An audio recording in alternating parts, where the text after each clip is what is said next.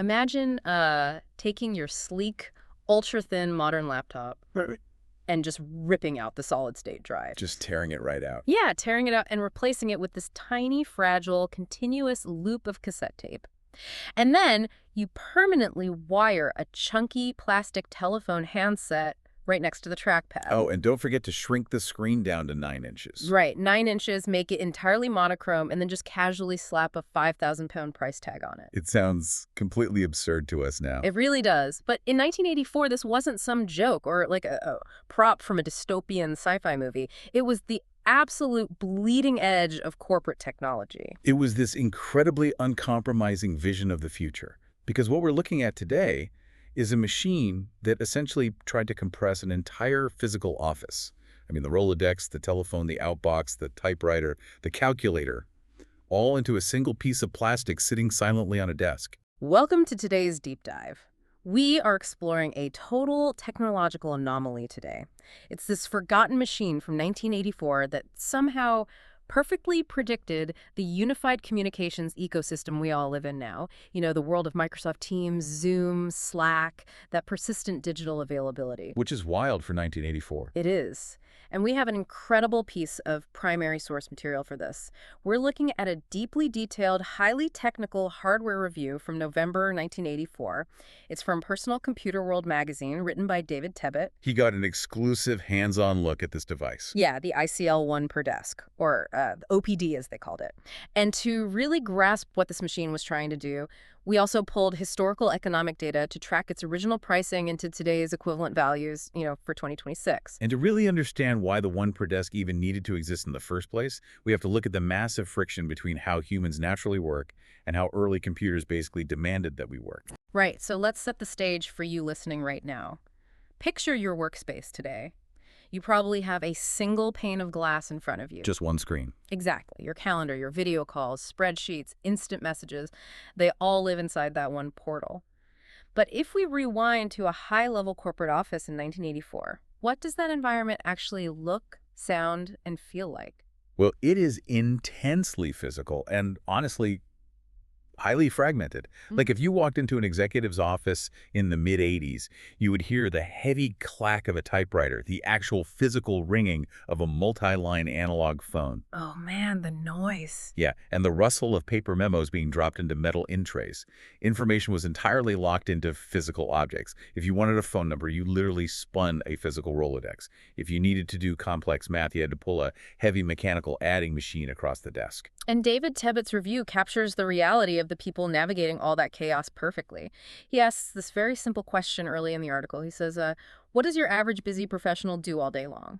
And the answer is that they dive from task to task. It's a completely interrupt-driven existence. Which is just human nature. Totally. Yeah. You are drafting a memo, the phone rings, you drop your pen, you take the call, the caller gives you a new budget figure, so you have to put them on hold, grab your calculator, run the numbers, write them on a sticky note, get back on the call, finish the conversation, and then, try to remember where you even left off in your memo. And to an outside observer, that looks like complete disorganization.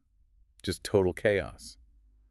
But Tebbutt makes this crucial observation that this is actually a state of highly controlled dynamism. Like, human beings are actually exceptional at rapid context switching. We alter our priorities on the fly based on incoming stimuli. We just adapt. Exactly. But the massive problem in 1984 was that personal computers were fundamentally incapable of matching that human behavior. They were the ultimate bottleneck. Like if you were lucky enough to even have an IBM PC or an Apple II on your desk, it didn't help you multitask. It actively held you hostage. Precisely. Early microcomputers had extremely limited memory, and their operating systems were designed to execute just one single instruction thread at a time. If you loaded a word processor off a floppy disk, the computer literally became a dedicated word processor.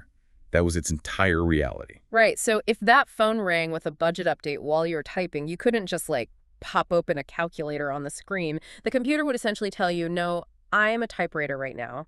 If you want me to do math, you must save your document, completely exit this software, insert a new floppy disk containing the calculator program, wait for it to load into the RAM, and then you can do your math. Which is absolutely maddening when you're on the phone. It really is. It forced this rigid, sequential machine logic workflow onto a messy, dynamic human reality. And the tech industry knew this was a huge problem. Yeah. The source material notes that there were all these attempts to solve it with, essentially, software band-aids. You had integrated software suites like Symphony or Framework, which tried to bundle different applications into one giant memory-hogging program.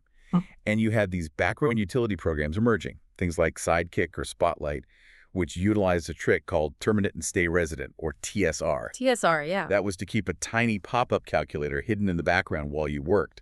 But those TSR programs were notoriously unstable. Yeah. Like, they would constantly crash the system because MS-DOS just wasn't built to have multiple programs fighting over the same memory addresses. It was a total hack. A complete hack. Which is why the machine we are looking at today, the ICL One Per Desk, is so fascinating, because it didn't try to solve the problem with a software hack. It attempted a complete architectural rethink. It really did.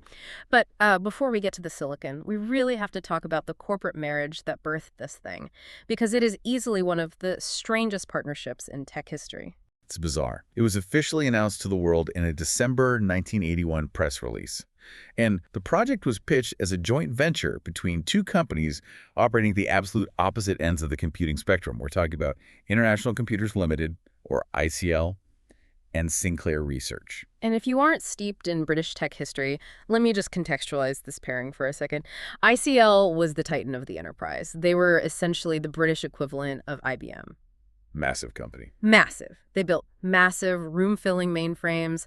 They secured huge government defense contracts. They built serious, incredibly expensive hardware for serious, suit-wearing corporate executives. And then on the other hand, you have Sinclair Research, spearheaded by the eccentric inventor, Sir Clive Sinclair. They were the rebellious, ultra-budget conscious pioneers of the home computing revolution. Right. Sinclair's entire philosophy was all about driving costs down to the absolute floor to get computers into the hands of hobbyists and children.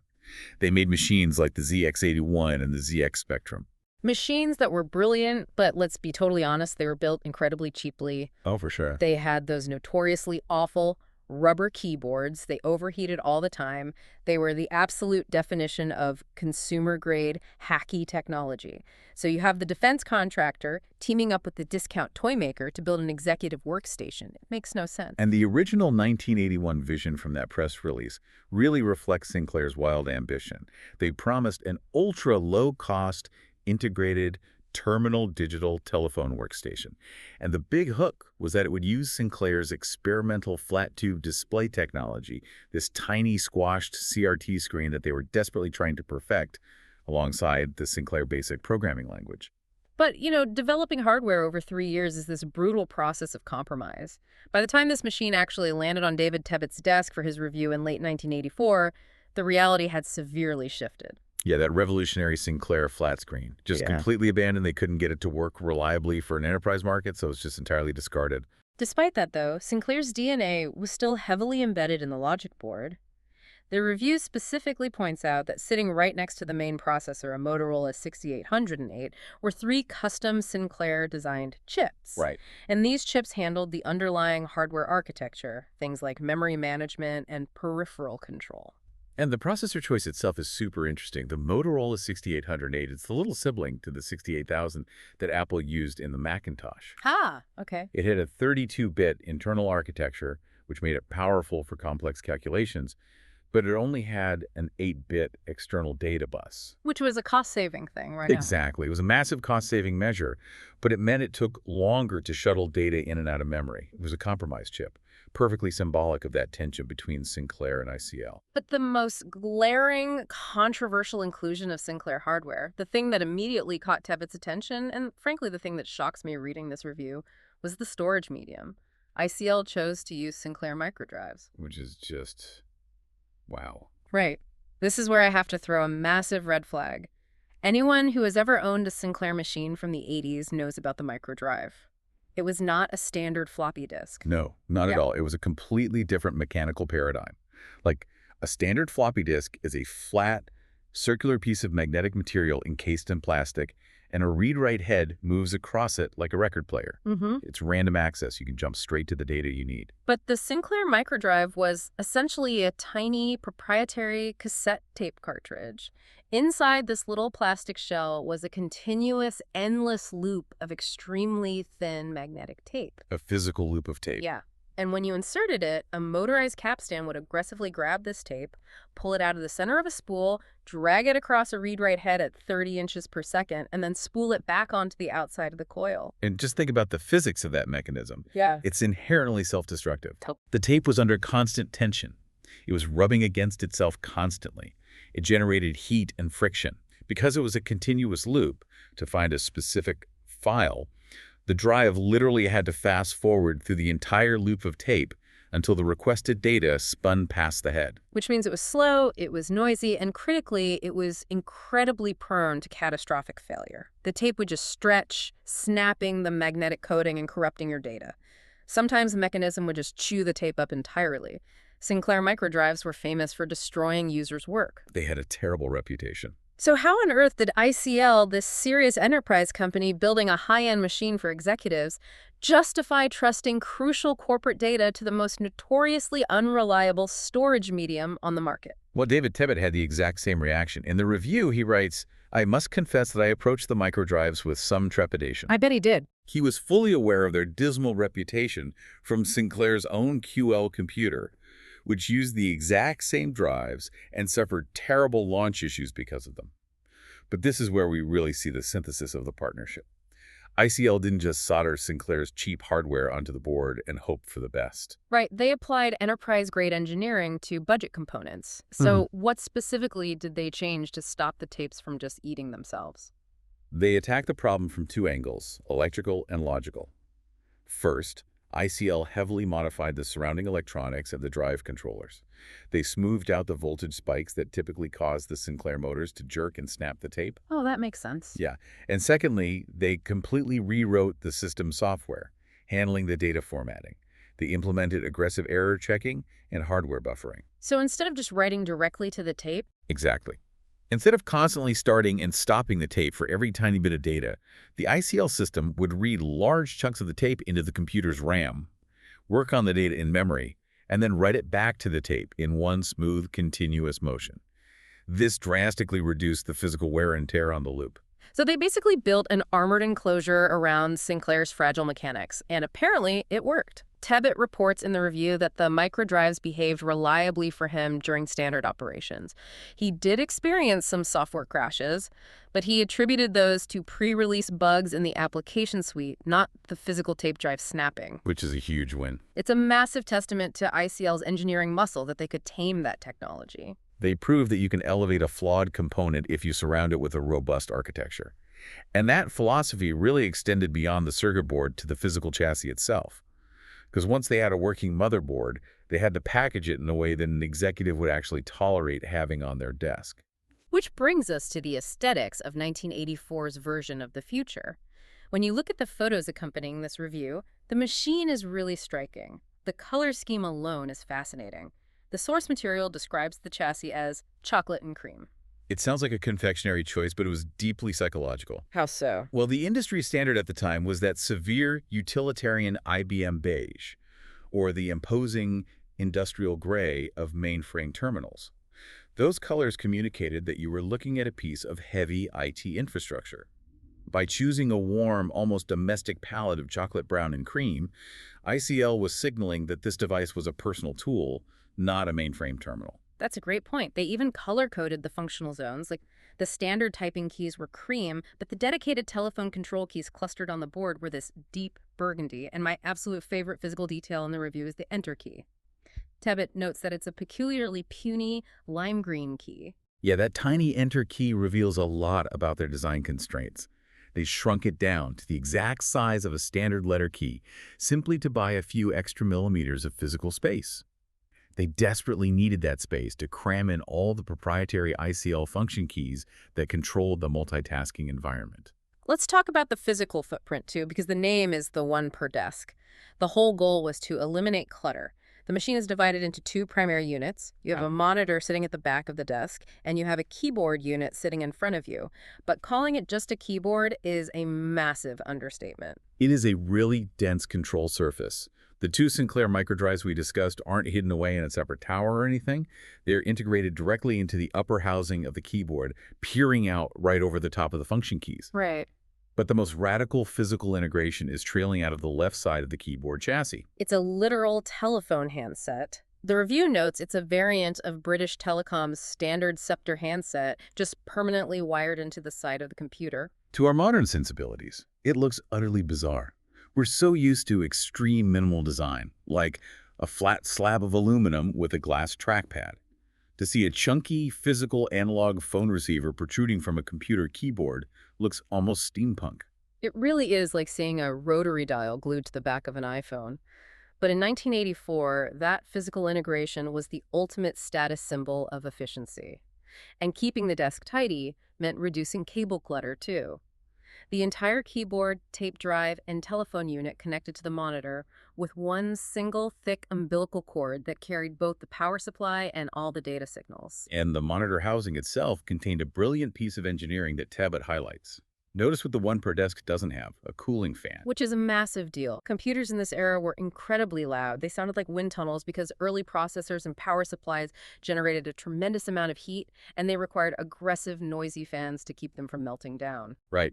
But ICL understood that an executive who spends hours on the phone negotiating deals cannot have a jet engine whining on their desk. So they engineered the machine for passive cooling. They took the heat-generating power supply off the main logic board inside the keyboard, and they relocated it to the back of the large ventilated monitor housing. Oh, that's smart. So by physically separating the heat sources, they allowed the Motorola processor to be cooled entirely by ambient air flowing through the keyboard chassis. Exactly. The result was a computer that operated in absolute dead silence. You could sit next to it for 5 years, and it wouldn't make a single sound until the phone rang. It was completely designed to be deferential to the user's environment. And that deference extended to the tactile experience, too. Sinclair was notorious for using cheap membrane keyboards. Basically flat pieces of plastic you pushed on that offered zero feedback. Worse. Yeah, ICL absolutely refused to use them. But they also didn't use the really loud, clanking mechanical switches found on IBM keyboards. Tebbit actually describes the keys as dished, with a slightly bumpy surface that was very pleasant to type on. The underlying mechanism was unique. He says the keys rested on a rubberized plastic bubble securely trapped by a plastic surround. It was an early form of a rubber dome switch. When you pressed the key, the plastic bubble collapsed, bridging the electrical contact on the board, and then the rubber naturally sprang back up, pushing the key back into place. It offered a really soft, quiet, tactile bump. Built for an office setting. Yes, it was engineered specifically for low to medium use. They knew these executives weren't typing 100-page novels. They were just hunting and pecking to enter a phone number or write a quick 3-paragraph memo. So looking up from the keyboard, we have the screen. The buyer had two choices here.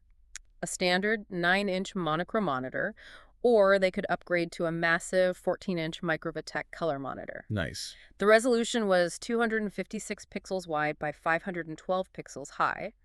But the strangest thing about the screen unit wasn't the resolution, it was the power button, or rather, the lack of one. Right. There was no main power switch on the console. And this wasn't an oversight. It was a fundamental requirement of a unified communications device. Because the One Per Desk managed your entire telephone and messaging system, it could never be turned off. Wrong. If you turned off the computer, you severed your phone line. It had to remain in a persistent state of readiness. But CRT monitors in the 80s used a chemical phosphor coating on the inside of the glass to display images.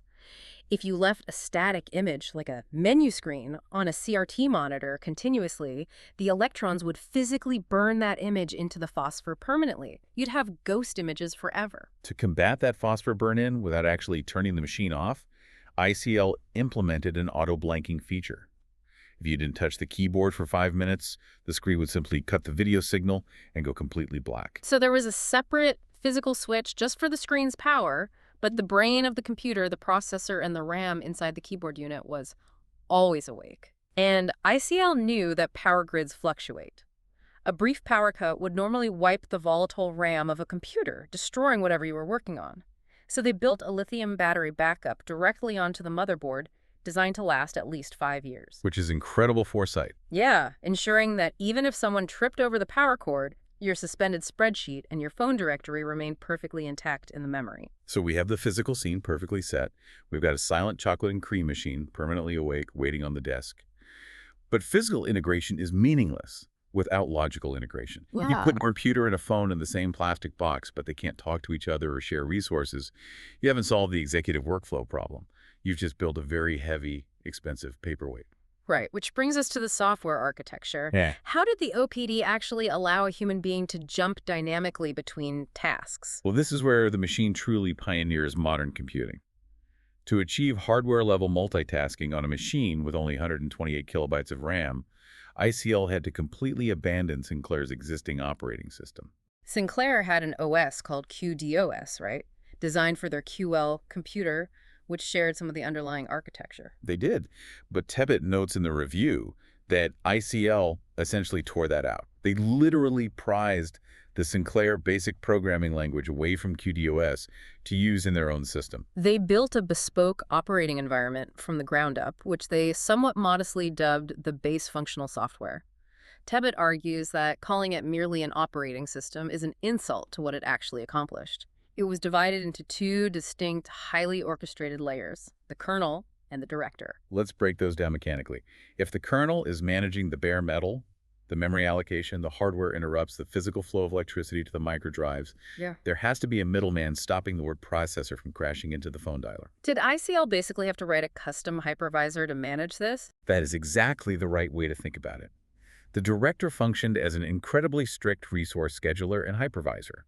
It comprised two subhandlers, an applications handler and a telephone handler. Its sole purpose was to arbitrate disputes between programs. On an MS-DOS machine, a program assumed it owned the entire computer. On the OPD, the director forced every piece of software to ask for permission before using the screen, the memory, or the processor. And the visual manifestation of this intense background scheduling was something called the notice board. The review points out that the screen was normally laid out as 26 horizontal lines of text. The top 24 lines were your workspace, your spreadsheet grid, or your blank page. But the bottom two lines were quarantined. They belonged exclusively to the director. Those bottom two lines were the system status display. Because multiple things were happening concurrently, a file might be saving to the tape drive, a phone call might be ringing on line 2, and a modem download might be finishing in the background. The user needed a persistent visual anchor to understand the state of the machine. This is a profound UI milestone. That notice board is the philosophical ancestor of the Windows taskbar, or the macOS menu bar, or the notification shade on your smartphone. It really is. Today, we take it for granted that we can always glance at the corner of our screen to see our Wi-Fi signal, the time, and what apps are running. In 1984, voluntarily sacrificing screen real estate to display background system status was a massive paradigm shift. It acknowledged that the computer was doing things you couldn't directly see. And controlling that background environment relied on 3 dedicated magic keys on the keyboard layout: Start, Resume, and Review. Let's put the listener in the driver's seat to explain how these worked. You are an executive in 1984. You are deep in the weeds of a complex financial model using the Abacus spreadsheet program. Suddenly, the attached telephone handset rings. It's an important client. On an IBM PC, you'd have to let it ring while you frantically tried to save your file to a floppy disk, then exit the program, then load your telecom software. But on the OPD, you just hit the Start key. Instantly, the director software interrupts the processor, takes a complete snapshot of the spreadsheet state in the RAM, freezes it, and pushes it to the background. The screen clears. You are now free to answer the call. Okay, so you answer. The client asks you for a specific product quote based on some new math. So while you are holding the handset to your ear, you open the built-in calculator application, do the multiplication, tell the client the number, and hang up. Now what? You just press the Resume key. The director instantly pulls the calculator out of the active memory slot, retrieves the frozen snapshot of your spreadsheet, and drops you exactly back where you were. Your cursor is blinking in the exact same cell it was in before the phone rang. It is flawless context switching. And what if you get distracted? Like, what if you have a spreadsheet, a Word document, and a telecom session all suspended, and you forget what is running? That is what the Review W key was for. Pressing Review W paused your current activity and summoned a system-level menu detailing every single active task held in the background memory. It allows you to manually select which environment you wanted to pull back to the foreground. It's the 1984 equivalent of swiping up on an iPhone to see your app carousel, or hitting Alt-Tab on a PC. It's so incredibly elegant. Which raises a massive historical question. If ICL nailed this workflow in 1984, why did the rest of the computing world spend the next 10 years suffering through the clunky, single-tasking nightmare of MS-DOS? Like, why didn't everyone just copy the OPD? The barrier was the sheer architectural rigidity required to make it work. Remember, ICL pulled this off on a machine with only 128 kilobytes of RAM. To prevent memory leaks and crashes, the Director software imposed draconian rules on software developers. If you wrote an application for the OPD, you had to follow ICL's precise memory allocation guidelines, or the Director would just reject it. So it was a closed, highly curated ecosystem, kind of like what Apple does today with iOS to maintain stability and battery life. Precisely. MS-DOS, on the other hand, was the Wild West. Anyone could write software for an IBM clone, and those programs routinely did whatever they wanted with the hardware, which made multitasking practically impossible without constant crashes. Right. The broader industry chose open compatibility and massive software libraries over the closed, bespoke elegance of ICL's multitasking. It wouldn't be until Windows 95, a decade later, with vastly more powerful processors and megabytes of RAM, that this kind of seamless task switching became the mainstream standard. So the multitasking UI is a marvel of resource management, but multitasking is really only useful if you have something meaningful to switch to. And that brings us to the OPD's true killer application, the thing that transforms it from a neat computer into a revolutionary communications hub, the telephony integration. This machine didn't just have a phone glued to the side for aesthetic reasons. The telephone was wired directly into the nervous system of the computer. The review explicitly details this. The OPD contained two distinct internal directories, one for computer network services and one for standard voice contacts.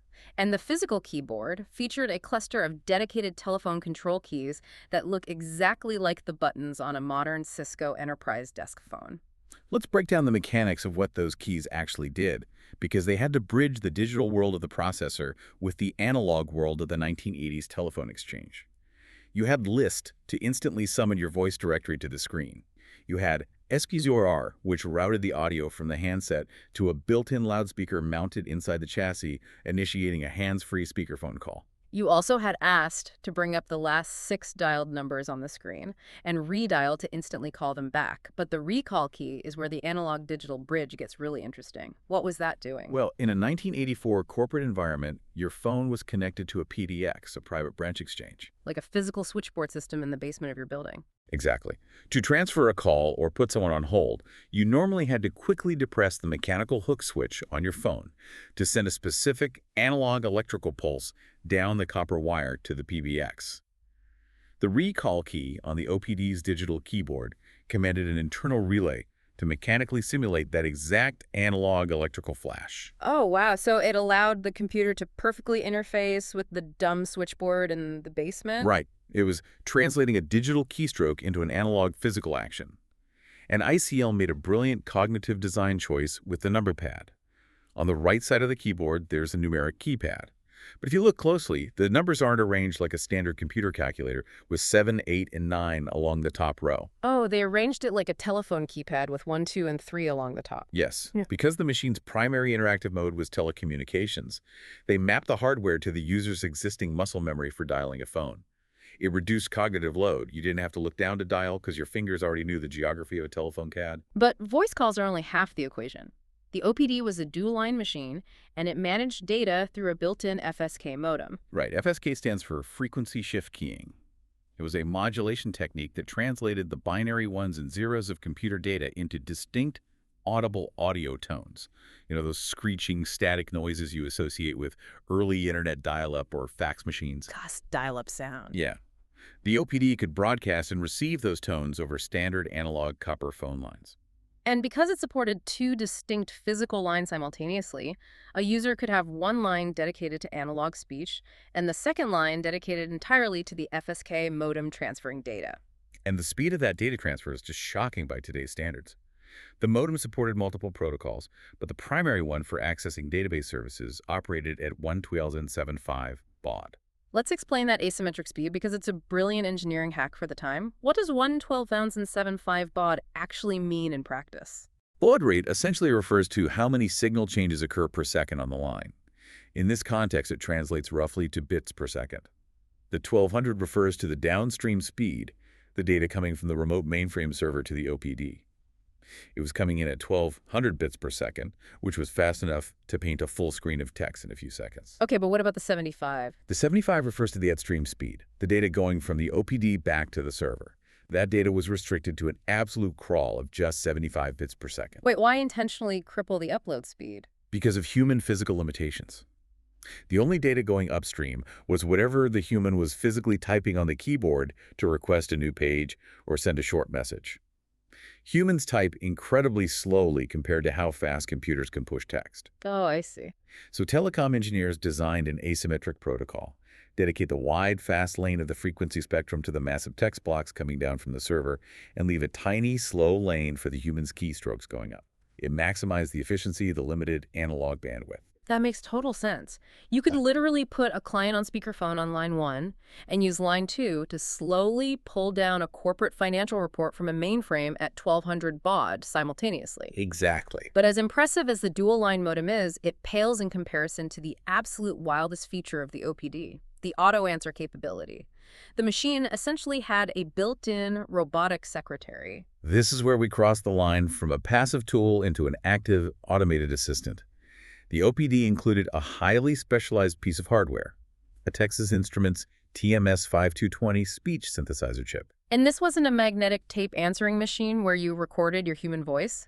This was a silicon chip that mathematically generated the audio frequencies of human speech. And ICL paired it with a dedicated ROM module containing a pre-programmed vocabulary of exactly 200 specific words. The implementation of this is fascinating. If you were leaving the office, you didn't pick up the handset and speak into it.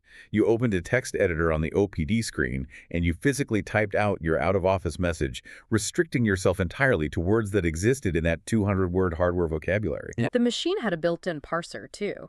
Like, if you typed a word it didn't recognize, it would highlight it on the screen so you could change it. It was sophisticated enough to apply phonetic rules to the base vocabulary, allowing you to add suffixes like a, and aid. Right, which expanded it slightly. Yeah, and it also had a separate subroutine to seamlessly read out numbers, times, and calendar dates, so you could construct a relatively natural sentence like, "I'm sorry, I am away. Please call my assistant on extension 45. Thank you." The computational sequence required to execute this automated response in 1984 is genuinely staggering when you break it down step by step. Let's walk through the exact mechanics of a call coming in while the user is out to lunch. Okay, so an incoming analog electrical signal hits line 1, physically ringing the phone. The OPD's kernel detects that hardware interrupt. It immediately wakes the director software. The director checks the system clock against the user's predefined auto-answer time window. If the window is active, the director commands an internal relay to physically seize the phone line, mimicking a human picking up the handset. And then the text-to-speech engine kicks in. Exactly. The processor reads the text file you typed earlier. It parses each word, mashes it against the acoustic models stored in the 200-word ROM chip, commands the Texas Instruments synthesizer to mathematically generate the audio waveforms of those words in real time, and broadcasts that synthesized audio back down the analog copper wire to the caller. And it does all of this while your Word document or your spreadsheet remains perfectly suspended in the background RAM waiting for your return. It is just mind-blowing integration. It really is. Now, David Tebbutt notes in the review that because the speech was synthesized dynamically word by word, punctuation marks like commas and full stops translated into awkward, varying pauses in the audio playback. He said the end result sounded rather like a well-educated Dalek. The Dalek, of course, being the iconic, robotic, emotionless villain from Doctor Who. It was the perfect cultural shorthand for a British reviewer in 1984 to describe a slightly stilted, metallic computer voice. And Tebbutt immediately proves that human nature never changes, regardless of the era. You give a human being a highly advanced 200-word robotic synthesizer, and what is the first thing they try to do? Make it say something absurd. Naturally. Because of the limited vocabulary, he cheekily suggested programming the following highly professional out-of-office message: "I have gone for a wee-wee, back soon." It's a wonderful injection of levity into a dense technical review. Yeah. But it also highlights the profound paradigm shift happening here. That Dalek voice was the genesis of delegating our physical presence to a digital proxy. It's the direct ancestor of modern voicemail, of automated interactive phone trees, and of the status dots on Slack or Teams. The OPD even let you program a physical delay.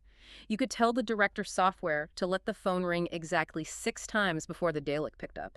This gave the caller a chance to realize you weren't there and hang up before they got hit with the robot voice. It was highly nuanced, granular control over your availability. But a unified communications hub, no matter how brilliantly engineered, is completely useless if it doesn't have robust applications to process the actual work.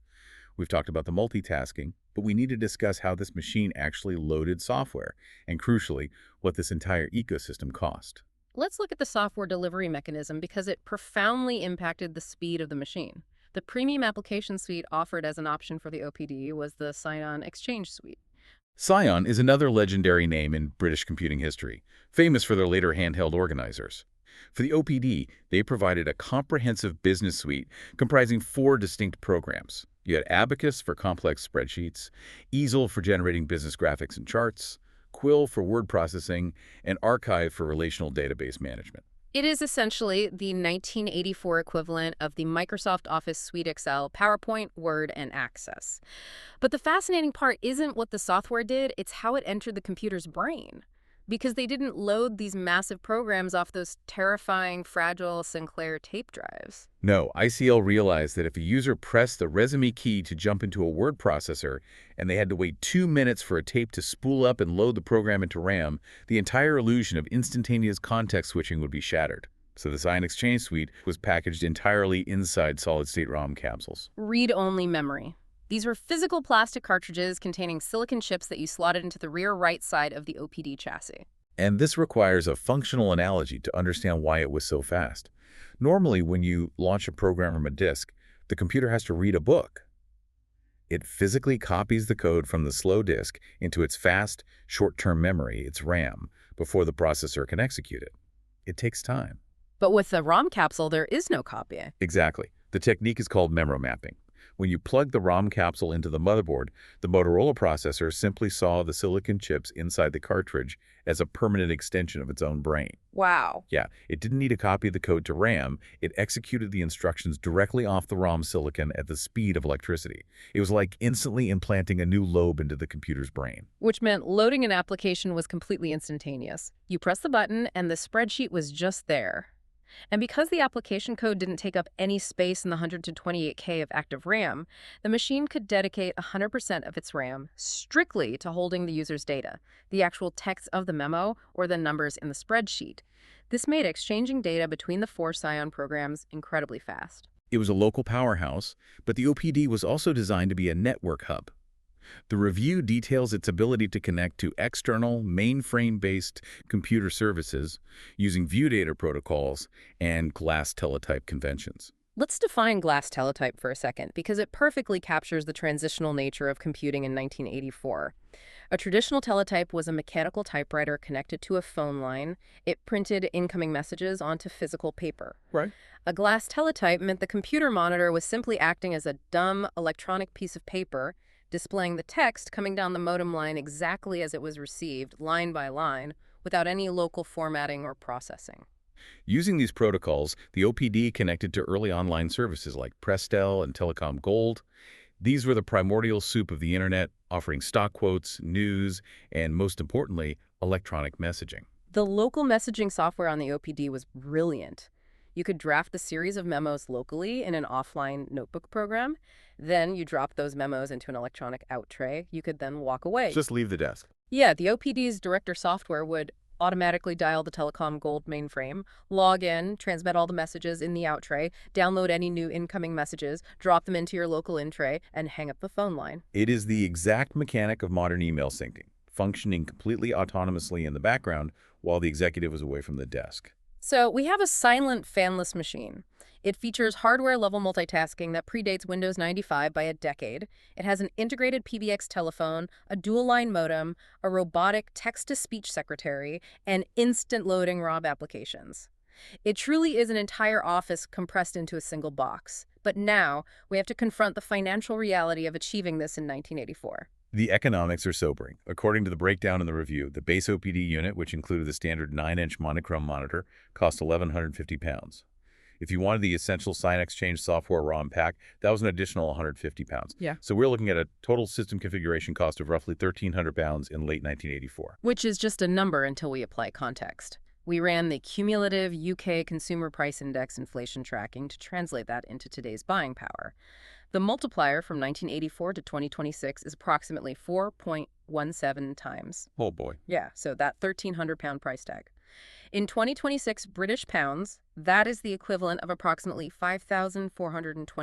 £5,425. For a computer with 128 kilobytes of RAM, a 9-inch black and white screen, and tape loop storage. It is a breathtaking sum of money. Today, you could buy the highest-end professional laptop on the market, an external 4K monitor, a premium smartphone, and a noise-canceling headset, and still have money left over for a vacation. Easily. It starkly defines the target audience. This was absolutely not a home computer. It wasn't even for a mid-level manager. This was a severe capital expenditure reserved strictly for the elite echelons of corporate management. However, we have to evaluate the value proposition fairly against its contemporary 1984 competition. And David Tebbutt does exactly this in his conclusion. Despite the massive price tag, he fundamentally argues that the cost is simply amazing coming from ICL. How does he possibly justify £5,400 as a bargain? He justifies it through the lens of aggregation. If a corporation wanted to replicate the exact functionality of the One Per Desk using the established industry standard of the time, an IBM PC, the cost would be significantly higher. Let's actually build that theoretical IBM rig. First, you buy the base IBM PC unit, but the base unit didn't have communications ports, so you have to buy an expansion card, an RS-232 serial board, and slot it into the motherboard. Then you have to purchase a massive external desktop modem.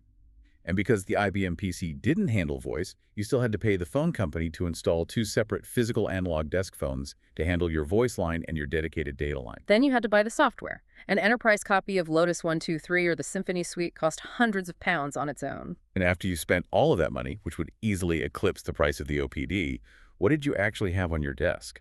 You had a nightmare. You had a massive beige tower, a huge CRT monitor, an external modem box, 2 physical telephones, and a tangled rat's nest of thick cables running across your mahogany desk to connect it all together. Exactly. And crucially, even with all that hardware, because it was running MS-DOS, you still couldn't flawlessly suspend your Lotus spreadsheet to take a phone call. It was an expensive, untidy, fundamentally disjointed system. The OPD compressed all of that physical and logical chaos into a single, elegant chocolate and cream box with one single cable running to the monitor. You were paying a premium for integration, for the conservation of executive desk space, and for cognitive workflow harmony. I love how Tebbutt frames the competitive landscape, too. He notes that Sir Clive Sinclair viewed his own machines as aimed at a completely different market. But Tebbutt looks at the broader industry, specifically at Apple, which was launching the Macintosh that same year. He writes, "I've seen a Macintosh with a phone glued to the side. It's desperate, isn't it?" It's a brutal but accurate assessment of the era. Apple, the company that would eventually become the undisputed king of user-friendly hardware integration, was at that time just clumsily strapping a third-party telephone onto the side of a Mac casing. It was a cosmetic union. ICL built a machine where the telephone and the microprocessor were sharing the exact same nervous system. So, if the engineering was this brilliant, if the context switching was this flawless, and if it solved the executive workflow crisis so elegantly, what happened? Why did the One Per Desk remain a historical anomaly? Why didn't it become the blueprint for the next 20 years of computing? The review notes that ICL executives had wildly ambitious goals. They wanted to shift 250,000 units the following year.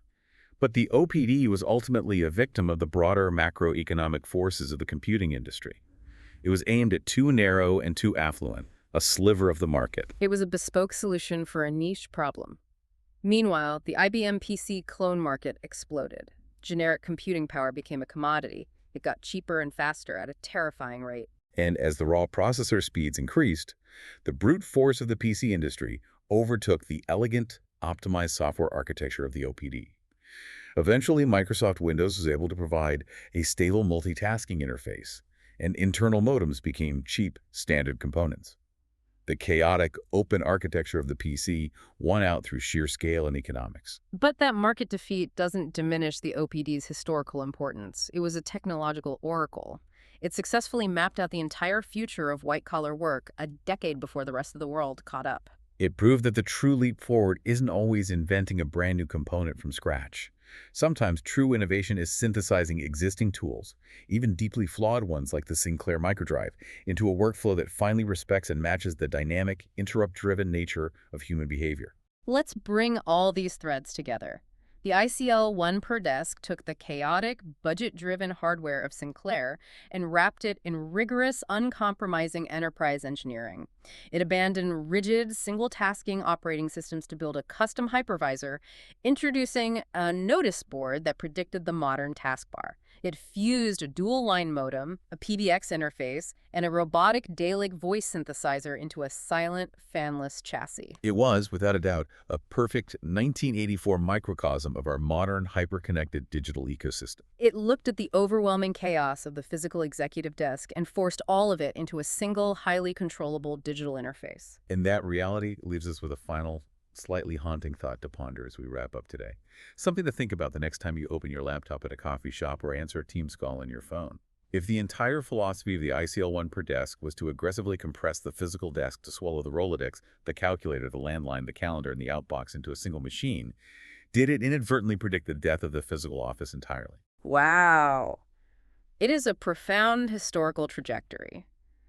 By successfully digitizing every single tool an executive required to connect with their company and the outside world, the actual physical location of that wooden desk became completely irrelevant. Exactly. Today, because our ultralight laptops and our smartphones execute the OPD's ultimate vision with flawless precision, we no longer need an executive suite at all. We don't need the corner office to have access to the Rolodex and the multi-line phone.